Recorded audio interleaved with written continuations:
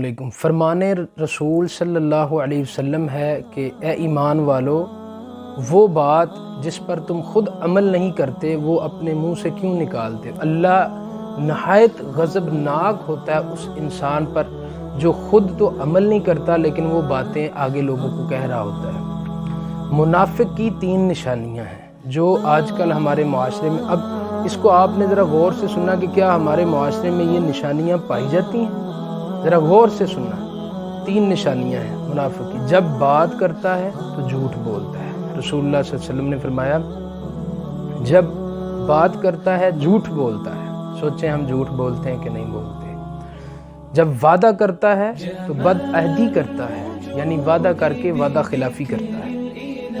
اور جب امانت اس کے پاس رکھی جاتی ہے یا اس کے پاس کسی کی امانت ہوتی تو امانت میں خیانت کرتا ہے۔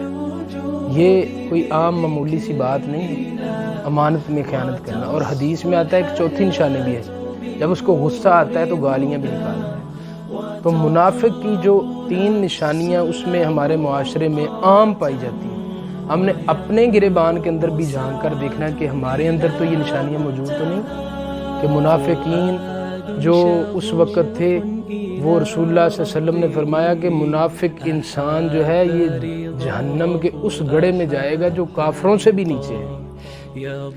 تو ہم نے نوٹ کرنا کہ ہمارے اندر تو یہ نشانیاں پائی جاتی۔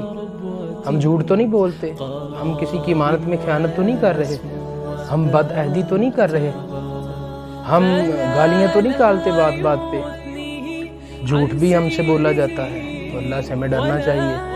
بد عہدی، وعدہ کر کے وعدہ خلافی، اللہ فرماتے ہیں ایمان والے وعدہ خلافی نہیں کرتے، وعدے نہیں توڑتے۔ اور امانت میں خیانت، امانت دار انسان وہی دنیا میں بھی کامیاب اور آخرت میں بھی۔